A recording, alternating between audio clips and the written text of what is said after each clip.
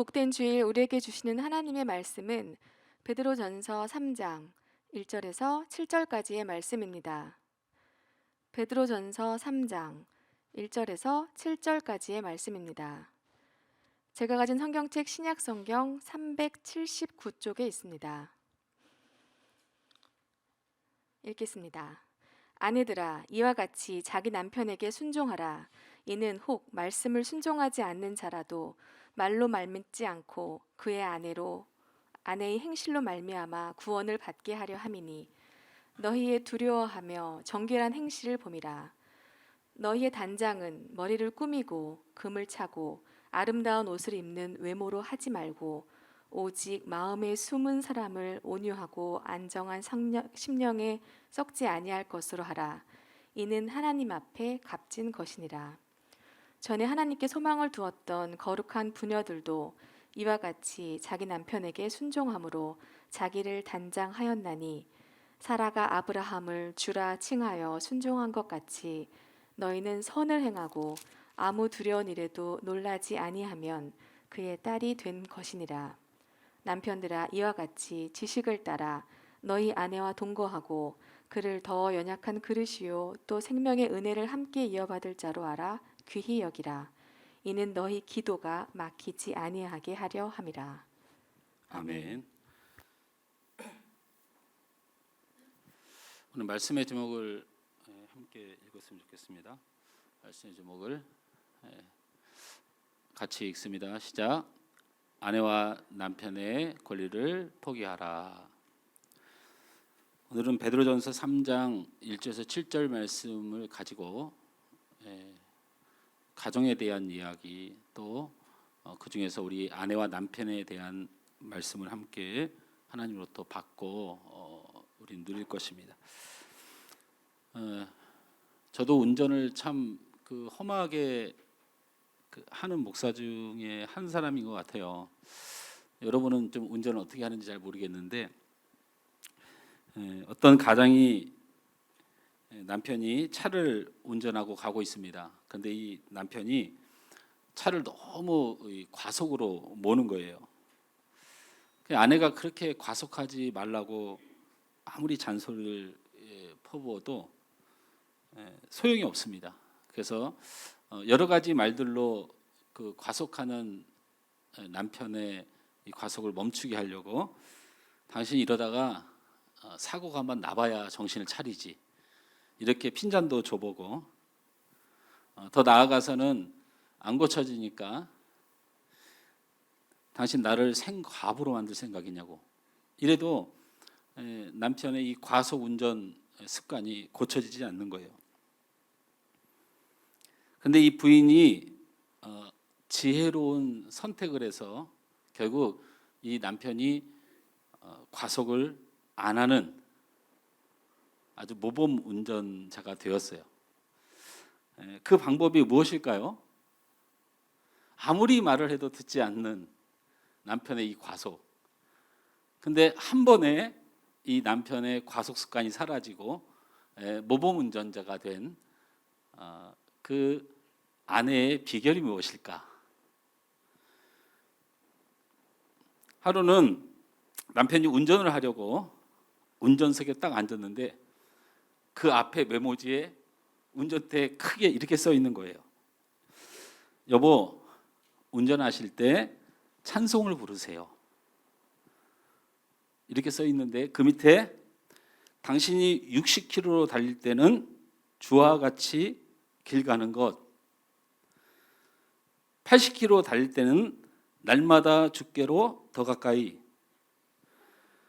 100km로 달릴 때는 요단강 건너 만나리, 그리고 120km로 달릴 때는 나 이제 갑니다. 그 문구를 본 남편이 너무 우습기도 하고 자신의 운전 습관이 이 정도이구나라는 걸 깨닫고 그날 이후로 그 남편은 모범적인 운전수가 되었다고 합니다. 부부가 서로 살아가는 데에는 생각보다 사람들의 방법이 통하지 않을 때가 많습니다. 우리는 육신의 정욕을 가진 사람들이라 절대 내 정욕을 포기하지 않고 내 만족을 포기하지 않습니다. 그래서 우리 부부는 하나님의 통치 아래에서만 바뀔 수 있습니다. 바로 사람의 지혜가 아닌 하나님의 은혜가 아내와 남편을 살린다 생각됩니다. 우리 서로 인사합니다. 우리 옆 사람, 우리 가정에서도 우리 아내하고 남편 이렇게 함께 계시면 우리 서로 인사하고, 여기 결혼 안 해서 남편이 없으신 분이 많고 결혼 안 해서 아내가 없으신 분이 많은데 내 옆에 미래의 아내와 남편이 있다 생각하고 한번 이렇게 인사합니다.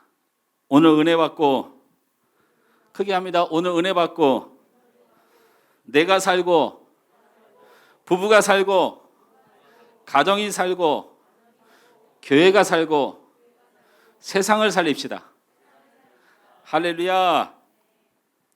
오늘은 가정 안에 아내와 남편에 대해 말씀을 전하는 것입니다. 이 말씀을 들을 때에 어떤 시대적 선입견이나 지금 자신의 상황을 염두에 두고 말씀이 왜곡되지 않게 들리길 바랍니다. 오늘 주시는 말씀을 통해서 부부 안에 어려움과 상처가 해결되고 치유되고, 또한 앞으로 가정을 이루어갈 여러분들은 오늘 이 말씀을 붙들고 가정 안에 부부의 신앙의 본질이 무엇인지를 깨달아 여러분의 아름다운 가정을 이루어가는 데 큰 하나님의 은혜가 있길 주님으로 축원합니다. 먼저 우리는 가정이 무엇인가에 대해서 우리의 생각을 정리를 좀 할 필요가 있다. 가정이 무엇인가? 오늘 아내와 남편에 대해 말씀을 주시면서 부부에게 동일하게 주시는 말씀이 먼저 있는데, 그것은 가정 안의 부부에 대한 성경적 관점을 말씀해 주고 있습니다. 가정의 기초, 하나님이 가정을 왜 만드셨는지, 이게 우리 가정의 정체성이에요. 그렇죠? 하나님이 우리를 만드셨다면서요? 하나님이 우리의 가정을 만들었잖아요. 그렇죠? 하나님이 결혼의 제도를 만드셨죠. 그리고 하나님이 그 결혼을 통하여 자녀를 낳도록 만드셨어요. 그러면 왜 만들었을까가 궁금해야 되고, 우린 그 가정의 정체성을 성경적으로 살펴보는 것이 굉장히 중요합니다. 그래서 오늘 3장 1절 말씀 우리 잠깐 보면 한번 읽어볼까요? 다 같이 시작. 아내들아 이와 같이, 자 여기까지만 읽죠.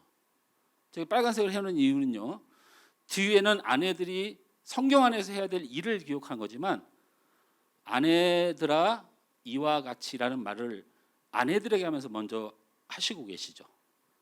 또 7절 한번 볼까요? 7절을 보면 같이 읽습니다. 남편들아 이와 같이, 여기도 마찬가지입니다.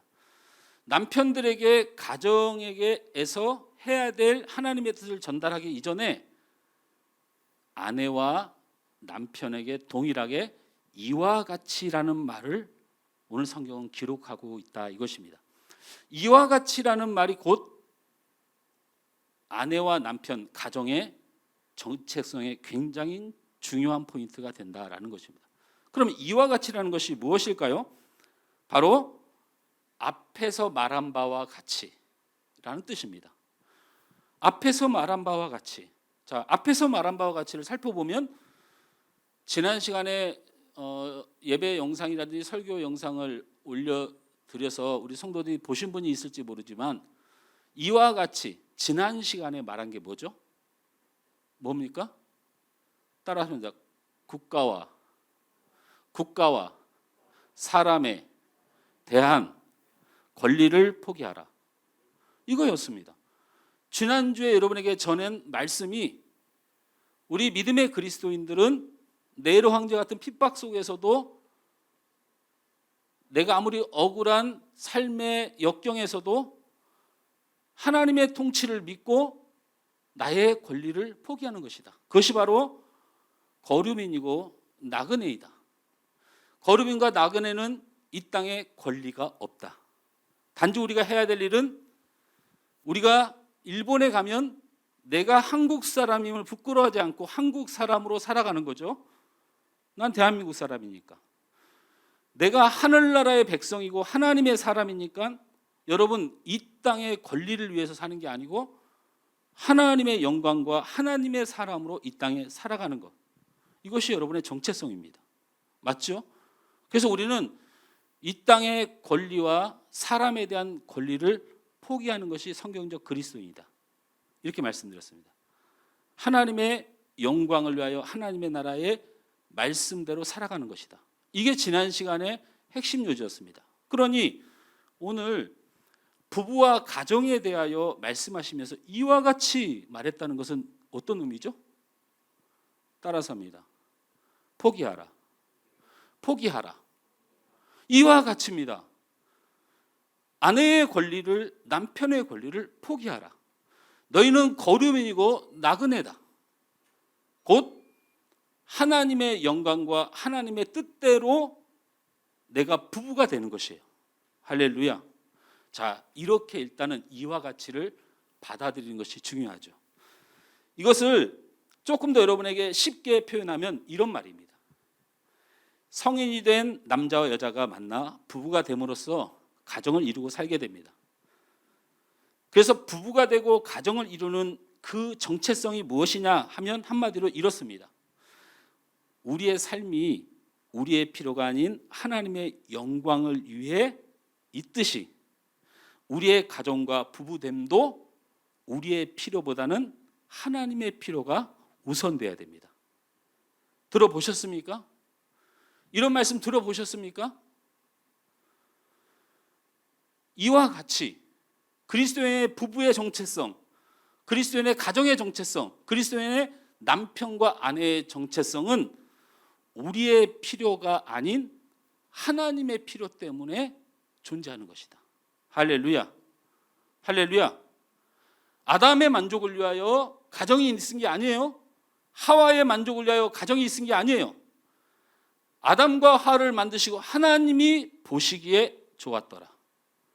바로 하나님을 위하여 존재하는 것이 남편과 아내입니다. 오늘날 왜 가정이 흔들립니까? 사회적 필요, 자신의 필요, 자신의 만족, 이것이 부부 사이에서 채울 수가 없으니 다른 데서 채우려고 애를 쓰는 거예요. 지극히 비성경적인, 사회 통념상으로는 충분히 이해할 수 있지만 성경 안에서 부부의 개념은 아닌 것이죠. 사람이 사회적 필요나 내 개인의 만족 때문에 결혼하는 것이 아니라 하나님의 뜻을 이루기 위해서 가정은 세워진다. 할렐루야. 그래서 부부는 아무리 모자라도 불필요한 존재가 아닌 이유는 그 필요를 우리가 정하는 게 아니에요. 남편이 좀 모자라요? 자기가 보기에? 그건 자기가 보기에요. 그러나 하나님은 그 남편을 세운 것은 그 가정을 통하여 하나님의 뜻을 이루기 위하여 세운 거예요. 아내를 보기에는 좀 부족해요? 그건 우리의 필요와 우리의 만족의 부족함일 수 있어요. 그러나 하나님은 하나님의 영광을 위하여 그 아내를 그 위치에 두신 것입니다. 부부는 절대로 불필요한 존재가 아닙니다. 하나님은 부부를 통해서 가정이라는 하나님의 창조의 완성을 해가고 계십니다. 그래서 가정은 하나님의 창조의 완성의 구성원들입니다. 왜 그런 말을 합니까? 제가 조금이라도 성숙했다면 바로 그것은 저희 아내 때문입니다. 하나님은 저희 아내를 통하여 나를 성숙시키고 있습니다. 여러분의 아내가 조금이라도 기도하고 조금이라도 신앙 안에 발전했다면 남편이 어떤 사람이든지 간 것이 그 남편 때문에 여러분은 성장해 가는 것입니다. 남편과 아내는 서로 신앙을 훈련하며 영적 성장을 훈련하는 부부 공동체입니다. 아내를 위해서 기도 안 하는 남편이 있나요? 남편을 위하여 기도 안 하는 아내가 있나요? 그런데 그런 기도가 언제 더 간절해집니까? 서로 안 맞을 때, 서로 상처될 때, 서로 힘들어질 때 그리스도인들은 더 기도합니다. 더 기도합니다. 내가 남편에게 모진 말을 하고 아내에게 모진 말을 했을 때 유일하게 그리스도인들은 하나님 앞으로 나아갑니다. 죄송해서. 누구에게? 하나님께. 그래서 가정의 부부란 신앙 훈련을 하고 하나님 앞에 가까이 가는 놀라운 협력 관계에 있는 것입니다. 세상에 모두 타락하고 황폐해질지라도 가정엔 사랑과 따뜻함이 절대로 식지 않습니다. 절대로 식지 않습니다. 여러분, 우리 그리스도인을 포함해서 세상 모든 사람들이요, 다른 건 다 참는데요, 가족 건드리는 건 못 참아요. 그렇죠? 여러분 기억하십니까? 아무리 흉악범이 신문에 나도 그 밑에 댓글에 네 부모가 너를 그렇게 키웠냐 이렇게 댓글 달면요, 난리가 납니다. 가족은 건드리는 거 아니야. 여러분 경험해 보셨잖아요. 이 가정은 이 세상 사랑과 보호의 마지막 보루입니다.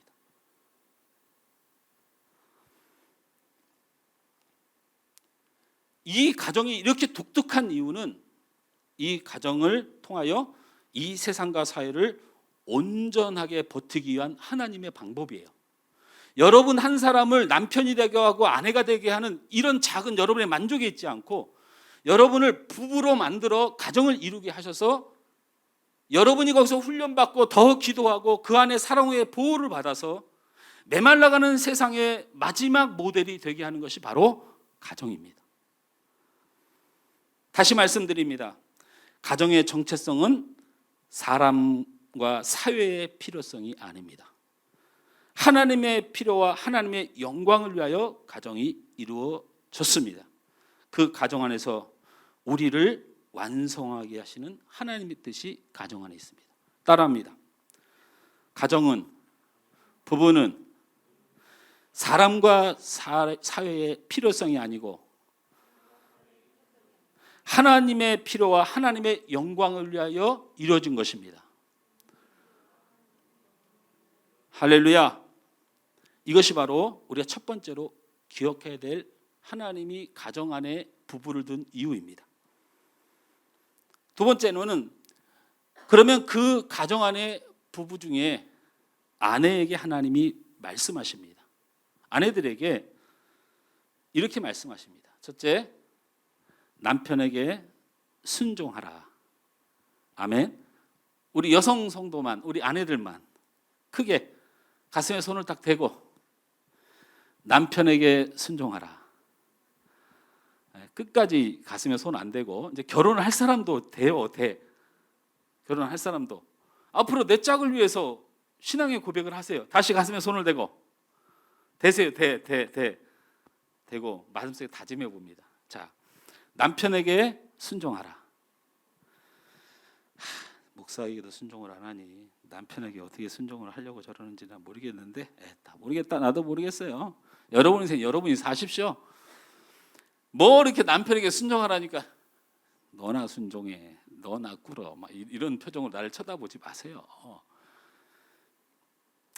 요새 각 가정마다 아내의 목소리가 굉장히 커졌습니다.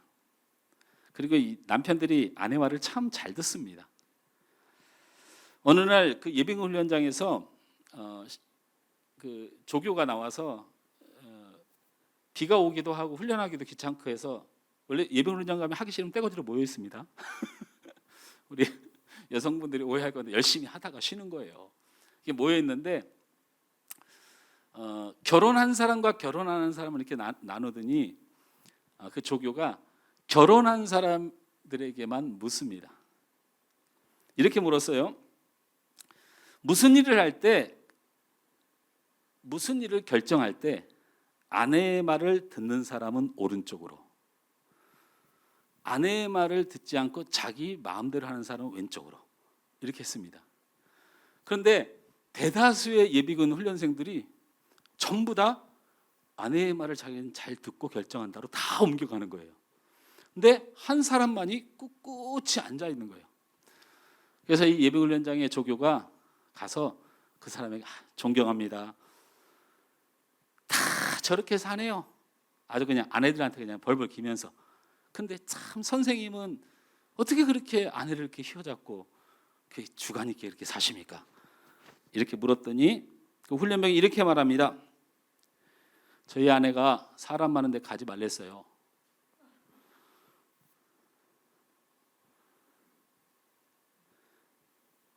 이 시대가 그렇게 된 것을 인정합니다. 그것이 시대의 상황이든 남성의 과거의 잘못된 생각이든 다 인정합니다. 그리고 또 하나는 저도 제가 생각할 때 우리 사모에게 순종해야 편하게 살 수 있을 것 같습니다. 그런데 문제는 이겁니다. 우리 그리스도인들이 이건 어떻게 할 거냐라고 생각을 해봐야 되는 거죠. 말씀 한번 띄워줘 볼까요? 이제 여러분이 불편한 시각이 시작될 수도 있어요. 근데 제가 오늘 서두에 뭐라고 그랬어요? 시대적 상황과 내가 겪는 지금 가정에서 많은 아픔들을 말씀과 적용시키지 말고 하나님의 말씀으로 받아봅시다. 베드로전서 3장 1절 말씀을 다 같이 읽습니다. 시작. 아내들아 이와 같이 자기 남편에게 순종하라. 성경은 이렇게 이야기하고 있죠. 에베소서 5장 22절 말씀을 한번 보시면 이렇게 기록되어 있습니다. 시작. 아내들이여 자기 남편에 복종하기를 주께 하듯 하라. 골로새서 3장 18절 말씀을 봅니다. 같이 읽습니다. 시작. 아내들아 남편에게 복종하라. 이는 주 안에서 마땅하니라. 자, 가장 복음을 들고 온 세계에 차별 없이 복음을 받아야 된다는, 남녀와 동일하게 성찬을 행하며 교회 안에서 여성들의 권리와 여성을 존중하는 데 최일선에 섰던 사람이 바로 바울입니다. 바울은 에베소 교회를 향하여 여성을 가장 많이 차별하는 에베소 지역을 향하여 여성들이 성의 놀이객감이 되고 돈으로 주고 사는 그 지역의 에베소를 향하여 복음을 전하면서 많은 여성들을 너는 하나님이 사랑하는 존재이고 너는 하나님의 존귀한 사람이라고 말씀을 전하여 많은 이를 구원하는 사역을 했던 사람인데, 왜 이 사람이 여성들에게, 왜 아내들에게, 남편에게 복종하라, 죽게 하듯 하라 말했을까? 또 하나는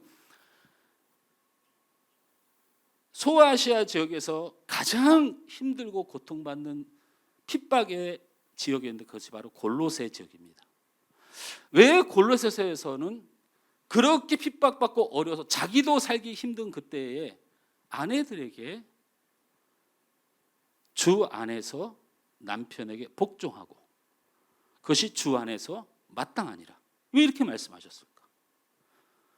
이 시대는 아내의 말을 잘 들어야 되고 아내의 말을 순종해야 되고 뭐 남녀 차별이니 뭐 이런 여러 가지의 민감한 이야기들로 뒤덮여서 우리가 이런 성경의 말씀을 넘어가고 있어요.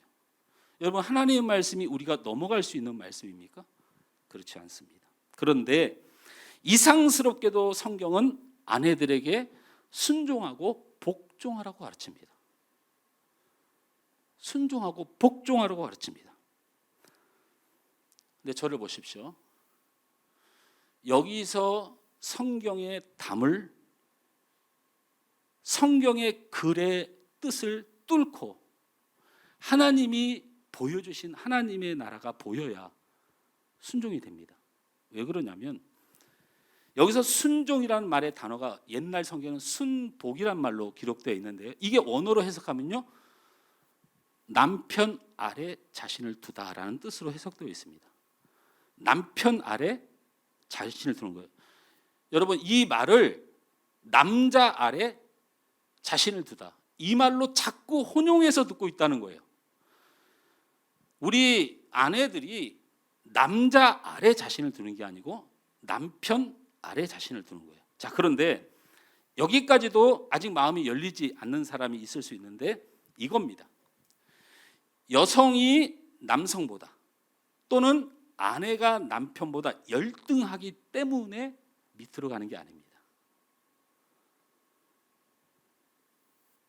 아내가 열등해서 남편 밑으로 가라는 뜻이 아닙니다. 순종의 본 뜻은 이 단어의 해석의 잘못입니다. 보십시오.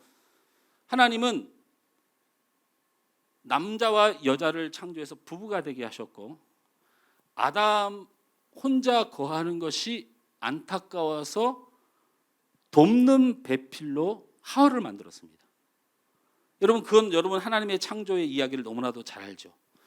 이 말씀은 오늘날에도 우리에게 적용돼야 됩니다.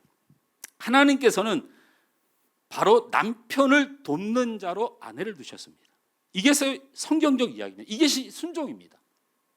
제가 말하고 싶은 순종은 굴복적이고 굴욕적이고 지위가 낮아지는 것이 아니고 역할이 달라지는 것입니다. 성경에서 말하는 아내의 역할은 돕는 역할입니다. 돕는 역할이 낮아지고 굴복되어지는 겁니까? 아닙니다. 아내들아 남편에게 순종하라. 아내야 네 역할을 하라. 이 말이고요. 이것이 주 안에서 마땅하니라 하나님이 아내를 둔 목적이라는 것입니다. 하나님께서 각 가정에 돕는 천사 같은 사람을 하나 보냈는데 그 이름하여 아내입니다. 아내란 말이에요. 그러므로 남편들은 아내를 바라보면서 이렇게 생각해야 됩니다. 내 아내는 이 세상에서 나를 유일하게 돕는 배필로 하나님이 주셨구나. 할렐루야. 할렐루야. 우리 아내들도 스스로 절대 자존감이 낮아져서는 안 되죠. 내가 유일하게 내 자녀를 돕고 내 남편을 돕고 내 가정을 살릴 수 있는 하나님의 사명을 가진 자다. 그렇기 때문에 아내의 창조적 성경적 위치는 돕는 역할에 있습니다. 여러분 아내가 재테크도 잘할 수 있습니다. 말도 잘할 수 있습니다. 사회적 능력도 좋을 수 있습니다. 좋습니다. 그렇게 다 하십시오. 그러나 만약에 내가 돕는 역할을 못하고 있다면 그분은 여성일지는 모르나 아내일 수는 없습니다. 제 말을 오해하지 마십시오. 아내들이 돈을 더 잘 벌 수도 있습니다. 아내들이 남편보다 훌륭할 수 있습니다. 사회적에서 명망받고 존경받을 수 있습니다. 당연한 겁니다. 그럼에도 불구하고 성경 안에서 아내의 역할은 돕는 배필입니다. 내 가정에서 내 남편을 못 돕고 내 아이를 돕지 못하면 하나님이 아내를 둔 지위, 직무, 유기입니다. 하나님께서는 아내들을 이 세상에 각 가정에 보내주셔서 그런 사명을 맡기셨습니다. 너희들이 가정을 살려라. 아담 혼자 못 산다. 네가 필요하다. 너희 자녀 혼자 못 산다. 네가 필요하다. 남편에게 굴복되어지고 아내, 자식 뒷바라지하는 역할이 아니고 바로 그들을 살리고 그들을 돕는 직책을 가진 것입니다. 그런 사실들은 세상에 이미 많이 증명되어져 가고 있습니다. 겉으로는 남편 중심으로 이루어진 일 같아도 아내가 없이는 남편은 살 수가 없습니다. 그리고 깊이 생각해 보면 하나님의 크신 일도 아내 없이는 이루어지기 힘듭니다. 남성 중심적인 사회 속에서 남편의 이름이 빛나고 아래는 대개 감추어지지만 실제로 보이지 않는 것 소중한 모든 역할은 아내들이 해냅니다. 그것이 하나님이 가정 안에 아내에게 주신 바로 위치입니다. 순종은 계급의 차이를 나타내는 것이 아닙니다. 순종은 역할의 차이를 성경은 말하고 있는 것입니다. 여성으로서 모든 능력과 힘을 가질 수 있습니다. 그러나 아내는 돕는 배필이고 그것이 가장 하나님이 가정 안에 둔 최고의 능력이 되어야 합니다. 이 질서를 가정 안에 주신 것입니다. 남편에게 순종하는 것, 아래에 위치하는 것, 그것은 돕는다는 의미를 뜻합니다. 저를 보십시오. 저를 봐요. 오늘 제가 예배당에 딱 들어와서 찬양을 딱 듣는 순간 찬양 파장이 있어요. 이렇게 예배당 컨디션에 따라. 근데 오늘은 굉장히 피곤을 줄 수밖에 없는 상태니까 정신 바짝 차리고 저를 보시면 느낄 수 있습니다. 교회에는 대표가 필요합니다. 그렇죠? 교회는 대표가 필요하잖아요. 우리 방역법을 혹시 위반해가지고 감옥에 가야 되면 성도가 갑니까? 목사가 가야죠. 대표니까. 그런데 여러분, 제가 온전합니까? 대표인데 온전합니까? 대표인데 잘합니까? 대표인데 완전합니까? 아니지 않습니까? 대표가 필요한 것뿐이죠. 허물도 있고 부족함도 많고 저는 슈퍼맨이 아닙니다. 그럼에도 담임 목사로 여러분이 인정해주고 존경해주고 순종해지니까 이 교회가 운영이 되는 겁니다. 이 원리를 생각해 보십시오. 남편이 완전합니까? 남편이 부족해도 하나님은 가정 안에 질서와 대표와 책임을 맡긴 사람도 있고, 하나님이 돕고 협력해서 결국 이루실 하나님의 나라의 질서가 있는 것이에요. 무릎을 꿇고 아래로 들어가라라는 동양의 사상을 순종의 단어에 연결하지 마십시오. 아내가 없으면 남편은 쓰러집니다. 아내가 없으면 가정은 온전해지지 못합니다. 가정이 온전해지지 못하면 이 사회가 온전해지지 못합니다. 이 사회가 온전해지지 못하면 교회와 하나님의 나라가 온전해지지 못합니다. 남편이 하나님 말씀에 순종하지 않을지라도 그를 사랑으로 보살피십시오. 그리하면 말없이 여러분에게 맡겨주신 하나님의 직분을 잘 감당한 아내를 하나님께서 역사하십니다. 그 가정은 남편에 의해서 이루어지는 것이 아니고 도와 온전케 하는 아내의 역할을 감당하는 그 감당함에 하나님이 역사하시는 겁니다. 영적으로 남편보다 앞서 갈지라도 결코 남편에게 교만해서는 안 됩니다. 기도하며 남편의 영적 성장을 위하여 하나님 앞에 간구해야 됩니다. 남편에겐 부족한 것이 많습니다. 여러분이 도와주십시오. 하나님께서 여러분에게 맡긴 직책인 살리는, 돕는, 배필의 자리에 서십시오. 아내들에게 성경은 두 번째로 이렇게 말합니다. 따라서 합니다. 여러분에게 있는 것을, 아내에게 있는 것을 버리지 마십시오. 제발 부탁입니다. 다시 말합니다. 다시 여러분 이 말씀은 꼭 기억하십시오.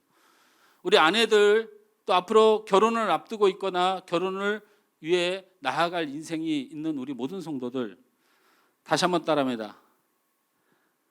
아내에게 주신 것을 버리지 마십시오. 네, 아내에게 주신 것을 버리지 마십시오. 베드로전서 3장 3절에서 4절 말씀 우리 다 같이 한번 읽습니다. 시작. 너희의 단장은 머리를 꾸미고 금을 차고 아름다운 옷을 입는 외모로 하지 말고 오직 마음에 숨은 사람을 온유하고 안정한 심령에 썩지 아니할 것으로 하라. 이는 하나님 앞에 값진 것이니라. 저를 보세요. 우리 아내분들 잘 들으세요. 하나님은 여러분에게 값진 것을 주셨다는 얘기입니다. 이는 하나님 앞에 값진 것이니라. 뭘 주셨을까? 아내들에게 하나님이 뭘 주셨을까? 오늘 성경대로 보면 여성에게 주신 것이 뭐냐면 온유하고 안정됨을 주셨다 그랬어요. 여러분 성경 보십시오. 여성에게 하나님이 주신 선물이 뭐냐면 온유하고 안정된 걸 주셨다. 이것은 하나님 앞에 값진 것이냐. 여러분은 여성에게 준 온유와 안정됨이 여러분이 생각하기에는 아무것도 아닌 것 같지만 이것은 하나님께는 보화예요. 그래서 아내들에게 하나님께서 이것을 주셨다는 거예요. 그래서 제가 이것을 버리지 말라는 거예요. 자, 이것은 무엇을 말하는가 보면, 여러분 연애할 때는 사람의 겉모습에 매료되지만 결혼 후에는 사람의 내면 때문에 쓰러집니다. 하나님이 주신 내면이 다 드러나기 때문이죠. 다 드러납니다. 아내들은 남편이 되지 마십시오. 왜 아내가 남편이 되려고 합니까? 아내는 하나님께서 가장 값진 것으로 그 아내에게 주신 것이 있어요. 오늘 우리 시대는 극단적 여성 운동가들의 메시지에 현혹되어서 여자가 여자의 자리를 버립니다. 여러분, 저를 어떻게 욕해도 좋지만 여성은 아름답고 귀하고 존귀합니다. 왜 여성의 자리를 버리십니까? 왜 남자가 되려고 하세요? 남자가 되어야 됩니까? 여성이?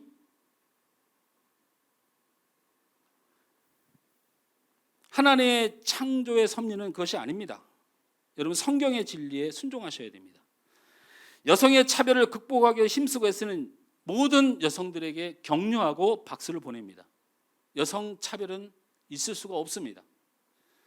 시대와 역사 속에 너무나도 만연되어 있는 여성 차별을 극복해다 보니 너무 극단적으로 표현하는 것도 이해합니다. 그러나 우리 그리스도인 우리 아내들 여성들은 남자가 되려고 하지 마십시오. 왜 남편이 되려고 하십니까? 여러분에게 하나님께서 아내로서 여성으로서 준 존귀한 것들이 너무 많습니다.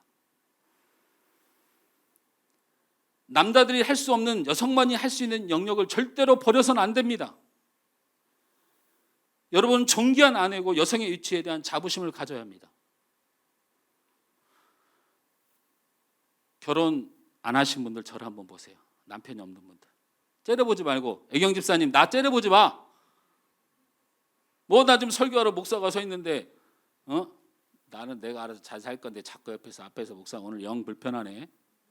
오늘따라 잠도 안 오고 죽겠네. 저를 보세요. 여러분이 아이 안 낳으면 이 세상 어떻게 되나요? 남자가 날 수 있나요? 하나님 내게 그걸 주셨습니까? 그 귀한 생명의 잉태와 하나님의 나라의 씨앗의 잉태를 남편에게 주었나요? 여러분, 그것이 더럽습니까? 그것이 몸을 망가뜨린 것 같고 내 삶을 망가뜨린 것 같습니까? 그러면 왜 여성만이 아이를 낳을 수 있나요? 왜 그것이 존귀한지 모르나요? 여러분에게 젖이 왜 있습니까? 아름다운 미의 상징입니까? 그게 언제부터 그렇게 됐습니까? 생명을 살리고 내게 주신 씨앗을 키워내는 생명의 도구입니다. 남자에게 그런 기능이 있나요? 왜 남자가 되려고 하세요? 여러분, 존귀한 아내와 여성의 위치에 자부심을 가져야 합니다. 제발 가지십시오. 제발 부탁입니다. 여러분의 모성애 때문에 여러분의 자녀의 인생이 결정됩니다. 남자들이 아무리 애써도 안 나오는 게 있어요. 안 나오는 게 100만 마디 말을 하고. 우리 준혁이가 저기 있어서 미안한데 귀를 닫아주길 바래. 우리 준혁이가 중학교 3학년 때인가 공부도 잘 하기 싫고 막 이렇게 막 여러 가지로 내 만족이 안 되는 것도 있고 본인도 여러 가지 나하고 갈등이 있어서 저희들이 온 가족이 편의점 앞에서 회의를 했습니다. 제 주장은 준혁아 공부하기 싫으면 안 해도 돼. 그리고 그냥 네가 하고 싶은 것이 무엇인지 찾아. 얼마나 다정합니까? 그렇죠? 그래서 내 생각해낸 결론이 뭐냐면 학교를 그만둬. 그러니까 우리 준혁이가 눈이 있다만해지 눈물을 뚝뚝 흘리는 거예요. 나는 지금 하기 싫은 공부에 대해서 자유를 주고 있는 것이고 네 앞길의 미래를 위해서 네가 마음대로 살 수 있는 기회를 주는 거야 라고 말했는데 눈물을 뚝뚝 흘려요. 근데 우리 사모가 저를 이렇게 째려보더니 우리 준혁이를 안아주면서 공부 못하는 고등학교를 가. 공부를 못해도 되니까 너의 학창시를 즐겨. 그래서 나한테 하는 말이 당신 어떻게 그런 판단을 해? 당신의 존재는 고등학교 가서 공부를 잘해야 된다는 걸 전제하고 있잖아. 얘는 지금 고등학교를 가고 대학교를 가서 어디든 동일하게 다르든 함께 지내야 돼. 단 공부를 못할 수도 있는 거야. 당신이 아이를 위해서 지금 이게 하는 말이 옳다고 생각하냐고. 그래서 아이를 보듬어 주는데 그게 아니었으면 우리 아이 비롯해서 나는 가정을 파괴하는 자가 되었겠죠. 여러분 죄송하지만 미안하지만 사례심 깊은 남편들이 그런 일들을 그렇게 해낼 수도 있습니다. 말도 그렇게 번지르르하게 할 수도 있어요. 그런데 이건 안 됩니다. 어머니의 자식을 향한, 자기가 낳은 자식을 향한 가슴 깊은 영혼을 울리는, 그것은 절대로 흉내 못 냅니다. 안 됩니다. 그건 죄송하지만. 이것을 하나님이 우리 아내들에게 주었는데 왜 그런 아름다움을 포기하십니까? 남자와 남편이 가질 수 없는 하나님 만드신 하나님의 존귀함에 대하여 우리 여성과 아내들은 버려서는 안 됩니다. 여러분이 훨씬 온유합니다. 그리고 여러분이 훨씬 더 사려 깊습니다. 여러분이 훨씬 더 남편들보다 인격적인 사람들입니다. 죄송하지만 성경에 하나님이 여성을 그렇게 만들어 놨습니다. 돕는 사람은 도와줄 것이 보이는 사람입니다. 그래서 성경의 구약의 역사는 남자들은 보지 못하는 걸 여자들은 봅니다. 천에서 굳은 일을 하는 게 아니고 남자들은 그런 게 지가 해야 될 줄 모르고 살았던 그 무지한 인생을 남편이 부족함을 아내가 살려냈던 것입니다. 남성의 모든 능력 여성도 가질 수 있습니다. 할 수 있는 한 능력과 당당한 여성이 되십시오. 그러나 여자와 여성과 아내 되기를 포기하지 마십시오. 그건 다른 얘기고 다른 영역의 얘기입니다.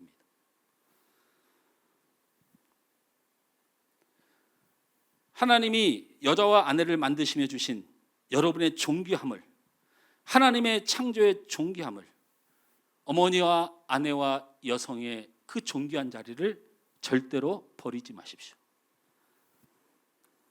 여러분, 미국에서 최고의 대통령 하면 뽑는 한 사람이 있는데 여러분, 링컨 아닙니다.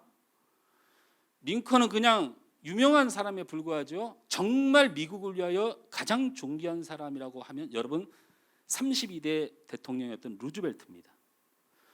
이 루즈벨트가 얼마나 위대한 사람이냐면 미국 대통령 초유의 4선을 한 사람입니다. 재선은 있습니다. 4번 연속 미국의 대통령이 된 사람입니다.